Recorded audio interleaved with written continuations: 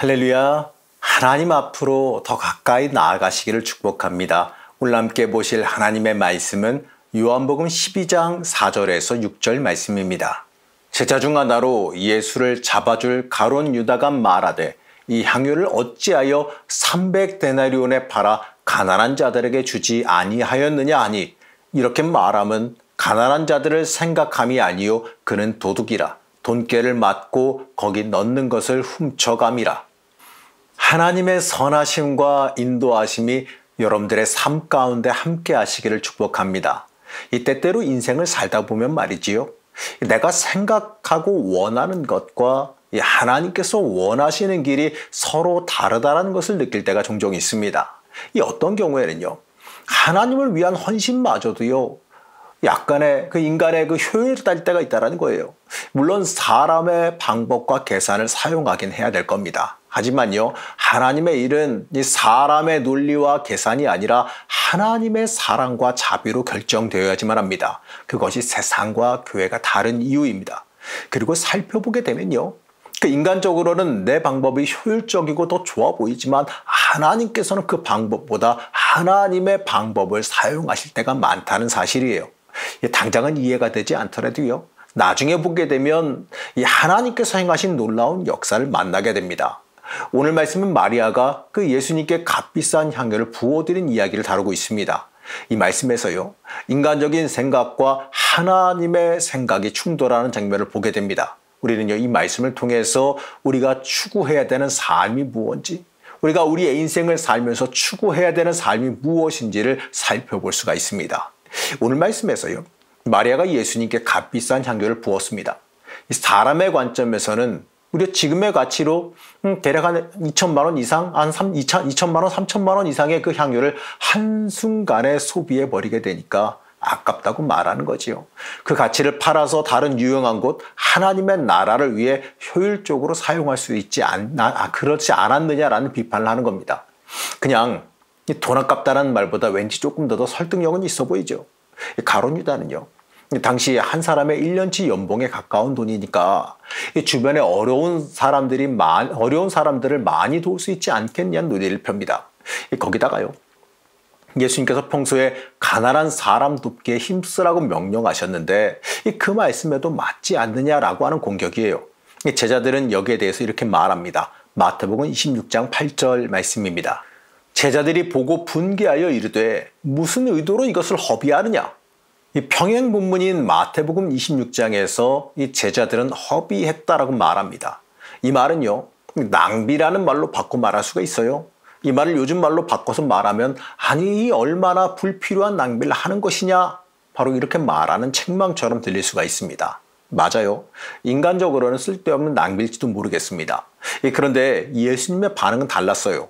예수님 놀랍게도 그 마리아를 칭찬하십니다.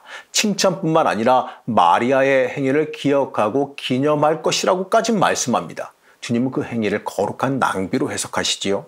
이 바보스러운 이 소모일지는 몰라도, 이 세상적인 관점에서는 바보스러운 소모일지는 몰라도 이 주님의 관점에서는 위대한 낭비이고 섬김과 헌신으로 이해했습니다. 우선 우리가 먼저 알아야 될 것은요, 이 주님을 위해 바치는 일에는 이 쓸모없는 낭비는 절대로 없다는 것을 알아야 돼요. 그렇기 때문에 우리는요, 이 주님께 늘 최선의 것을 드리는 삶을 잘 살아가야 됩니다. 바로 주님을 향한 이 본질적인 마음과 본질적인 과정이 더 중요함을 뜻하는 겁니다. 이 창끝이라고 하는 영화로도 나왔던 얘기인데, 이 짐 엘리엇이라고 하는 선교사님의 이야기가 있습니다. 이 짐 엘리엇 선교사님은요, 글도 잘 썼고 재능 있는 교사였어요.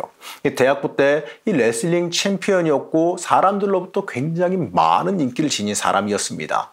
이 명문 휘튼 대학에서도 수석으로 졸업해서 그의 미래를 다들 기대하고 있는 사람이었어요. 그가 미국 교회에 큰 부흥의 영향력을 끼칠 것이다라고까지 기대했습니다. 이 짐 엘리엇은요, 그러나 사람의 뜻을 구하지 아니하고 하나님의 뜻을 구하며 이 선교에 대한 소망을 품고 있었습니다. 그러다가 이 에콰도르 선교사님과 만나서 이 와다니 부족, 바로 한 번도 복음을 듣지 않은, 한 번도 복음이 전해지지 않은 미전도 종족에 대한 소문을 듣게 돼요. 그리고 그들에 대한 선교를 결심하게 됩니다. 당연히 주변 모든 사람들이 그의 사역을 말립니다. 그럼에도 이 에콰도르로 향한 그 엘리엇은요, 아내와 함께 인디언 선교를 하며 이 식인종인 그 와다니 부족에 대한 이 선교를 계획하게 됩니다. 이 사람들은 이 대부분요, 그들을 만나면 너희는 100% 죽을 거라고 그들을 만류하지요. 여러분들이라면 어떻게 하시겠습니까? 여러분에게 가까운 사람이 이러한 곳으로 선교를 가겠다라고 한다면 여러분들은 어떻게 하시겠어요? 당시 그의 동료들은 강력하게 말렸습니다. 이 얼마나 무모한 희생인가. 가면 죽을 것이다. 그 결단은 높이 사지만 이건 아니야. 선교를 꼭 그렇게만 해야 되니? 이 죽을 줄 알면서 뭐하러 가니? 가면 아무것도 못하고 죽기만 할 거 아니겠는가? 이렇게 이들을 만류했지만요, 이 복음을 위해 결단한 이들은 아무도 말릴 수가 없었어요. 1955년 이 비행 선교사 네이트 세인트가 이 와다니 마을을 발견하게 됩니다. 그 다음부터 엘리엇과 이 동료 선교사님들은 이들과 친해질 목적으로 이 비행기에서 선물을 떨어뜨렸죠. 그 후에 엘리엇과 5명의 젊은 선교사들이 간단한 짐만 챙기고 이 잔인하기로 유명한 그 와다니 부족을 향해 갑니다. 소형 비행기를 타고 해변에 내려서 해변에 텐트를 치고 복음을 전할 준비를 했어요. 선교 본부는요, 그들이 간 지가 닷새가 지났는데 그들이 연락이 되지 않으니까 이 불안한 마음에 정찰 비행기를 떠내보냈습니다. 그러나 그 정찰 비행기가 발견한 것은요, 무참하게 살해된 이 5 선교사님의 모습이었습니다. 그들의 시신을 수습하며 이상한 점이 하나 있었는데요. 그들의 소지품을 봤더니 그들의 주머니에 총알이 들어있는 권총이 들어있었어요. 자신의 신변 보호를 할 수 있음에도 불구하고 복음을 위해서 그대로 죽음을 맞이한 겁니다. 이 비극적인 소식을 라이프지와 타임지에 크게 보도되게 되었어요. 라이프지는요, 무려 10페이지에 걸쳐서 이 이야기를 다뤘다고 합니다. 이 선교의 이야기에 이 얼마나 불필요한 낭비인가라는 의문을 제기했다고 합니다. 장래가 촉망되는 젊은이들이 무엇 때문에 멀리인 남아메리카까지 가서 이 제대로 일도 하지 못하고 이렇게까지 허무하게 죽어야 되는가, 이러한 내용이었습니다. 여기에 대해서 여러분들은 어떻게 생각하십니까? 오늘 함께 읽은 말씀에서요, 비슷한 이야기가 등장하지요. 6월절 전에 이 베단이라고 하는 동네에 나사로라고 하는 사람의 집에서 잔치가 열립니다. 이 나사로를 죽음에서 살리신 예수님을 위한 잔치예요. 그 잔치의 뜻밖의 사건이 일어났습니다. 나사로의 누이 마리아가 이 비싼 향유를 가져다가 예수님의 발에 붓고 이 자신의 머리털로 그 발을 씻겨드려요. 앞에서도 이야기했지만 향유의 그 값어치는요, 당시 노동자 1년치 연봉에 해당해요. 요즘 단위로 못해도 2천만 원, 3천만 원이 훌쩍 뛰어넘는 가치입니다. 마리아가 가진 가장 큰 재산이었을 수도 있고 어쩌면요, 그가 가진 전 재산이었을지도 몰라요. 이러한 향유를요, 한순간 예수님의 몸에 쏟아부어 소모해버렸습니다. 여러분은요, 여러분의 가족이 그렇게 했다면 어떻게 하시겠어요? 이 모습을 가까이에서 지켜본 사람 중에 이 가룟 유다가 있었습니다. 요한복음 12장 5절 말씀입니다. 이 향유를 어찌하여 300데나리온에 팔아 가난한 자들에게 주지 아니하였느냐 하니, 이 말을요, 한마디로 바꿔보면요, 이 얼마나 헛되고 무모한 낭비냐 이겁니다. 마태복음 26장 8절에서 9절을 보게 되면 다른 제자들도 이렇게 말했습니다. 제자들이 보고 분개하여 이르되 무슨 의도로 이것을 허비하느냐, 이것을 비싼 값에 팔아 가난한 자들에게 줄 수 있었겠도다 하거늘. 이 한마디로요, 이 제자들의 말도 그 아까운 걸 왜 낭비하느냐라고 말하는 거지요. 아마도 그 자리에서 그 장면을 본 모든 사람들이 이 비슷한 마음을 가졌을지도 모르겠어요. 물론 이 예수님을 다른 방식으로 섬길 수도 있었을 겁니다. 이 팔아서요, 일부는 가난한 사람들을 돕고 나머지로 예수님께 다른 방식으로 섬길 수도 있었을 겁니다. 이 가룟 유다의 책망과 분노가 인간적인 계산으로는 일리는 있어요. 그런데요, 여기에 대해서 예수님이 뭐라고 말씀하셨을까요? 요한복음 12장 7절 말씀입니다. 예수께서 이르시되 그를 가만두어 나의 장래할 날을 위하여 그것을 간직하게 하라. 예수님은 그 속에 도둑의 마음을 숨기고 마치 휴머니스트인 척 이 가난한 자들을 위하는 척하며 이 마리아를 매도하는 그 유다를 향해서 질책하신 겁니다. 6절 말씀을 보게 되면 이 가룟 유다가 돈꾀를 맡고 있어 거기 넣는 것을 훔쳐가기 때문이라고 그 이유에 대해서 설명하고 있습니다. 가난한 사람을 위한 마음이 아니라 이 자신이 취할, 자신이 가질 그 계산이 있었기 때문에 그러지요. 예수님은 이 마리아의 행동을 크게 보셨습니다. 사람의 눈에는 낭비일지 몰라도요. 예수님은 그 마리아의 행동이 그의 진심에서 심령에서 예수님을 향한 마음으로 나왔음을 잘 아셨습니다. 요한복음은 향유를 발에 부은 것으로 묘사합니다. 하지만 마태와 마가는요, 향유를 머리에 부은 것으로 묘사하지요. 이 두 기록 다 맞아요. 당시 마리아는 이 귀한 손님에게 존경을 표시하는 관습에 따라 기름을 예수님의 머리에 부었습니다. 근데 이 기름 양이 아주 많았기 때문에 몸을 타고 내려와서 두 발까지 적신 거지요. 마태와 마가는 처음 동작의 시작을 말한 거고, 요한은 그 결과를 묘사했습니다. 그리고 요한복음에만 기록된 내용이 있는데, 머리털로 예수님의 발을 씻겼다라고 말하지요. 당시 유대에서요, 여자가 머리를 풀어헤치는 건 수치로 여겨졌는데, 그때 마리아는 그것도 개의치 하지 아니하고 자신의 머리털로 예수님의 발을 닦은 겁니다. 이 닦았다란 말은 문지르는 것을 의미하는데, 마치 이 화장품을 미용사가 골고루 성의껏 문질러 준다, 뭐 이런 뜻이에요.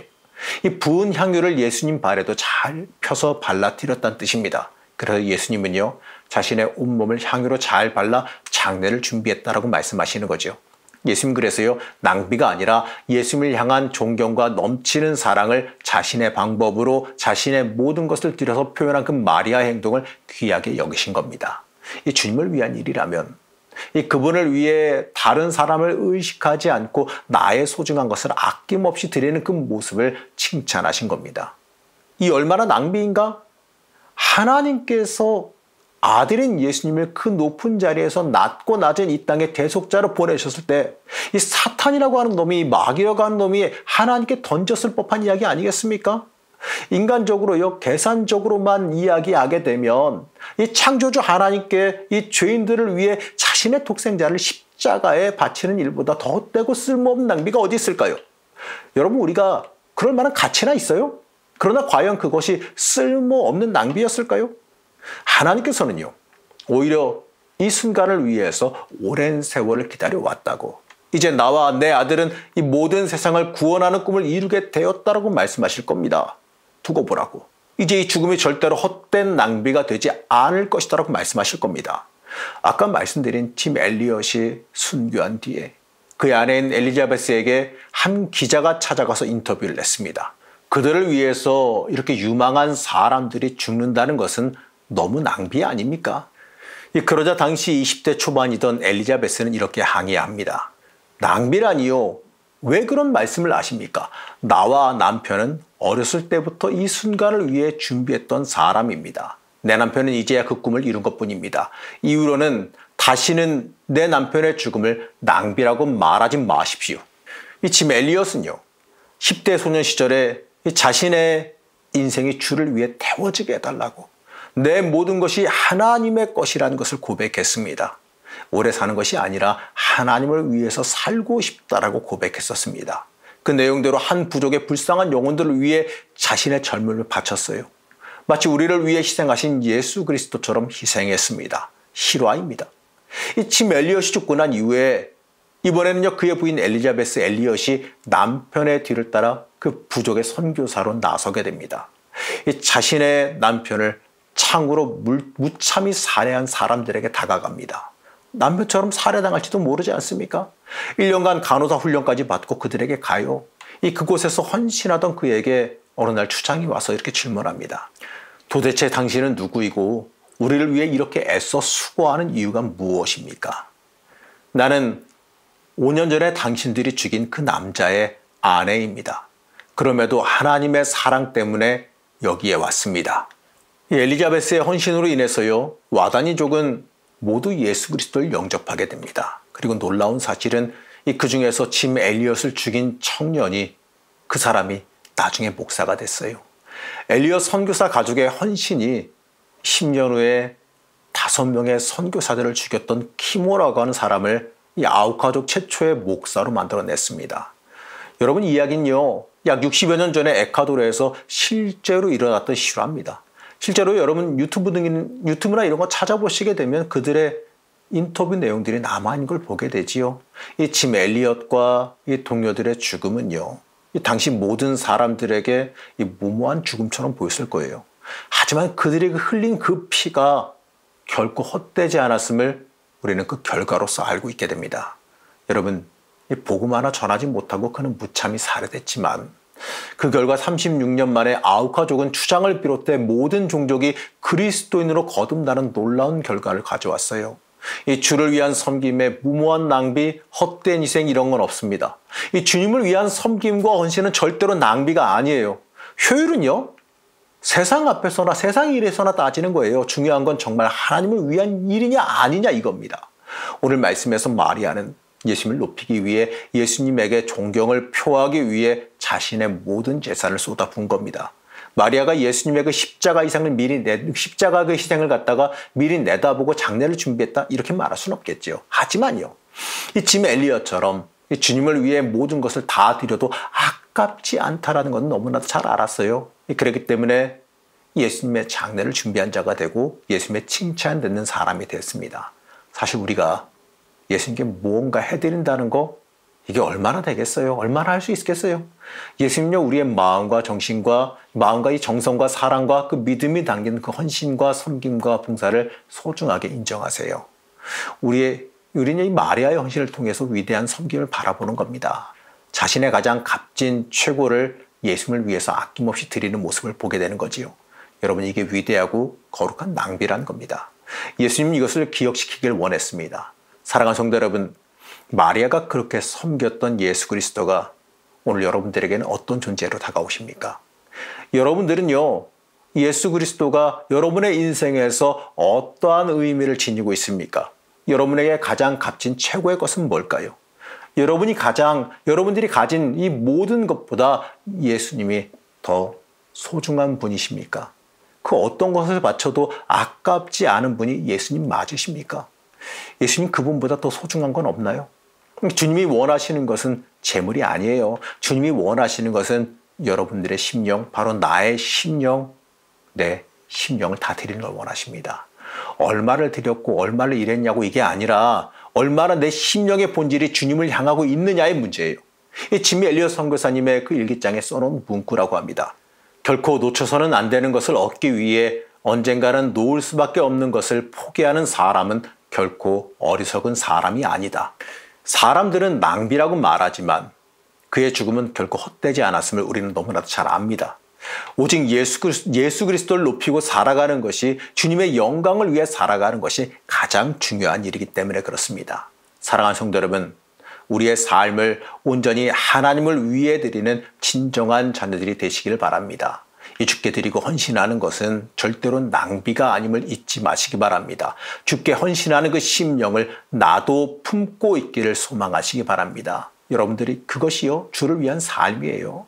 이 세상의 이 계산적인 관점이 아니라 하나님의 관점으로 모든 것을 바라보시기 바라요. 신앙은 내 유익을 구하기 위함이 아닙니다. 세상의 논리가 아니라 하나님의 논리, 하나님의 방법, 하나님의 이끄심을 따라 살아가시기를 이 시간 간절히 축복합니다.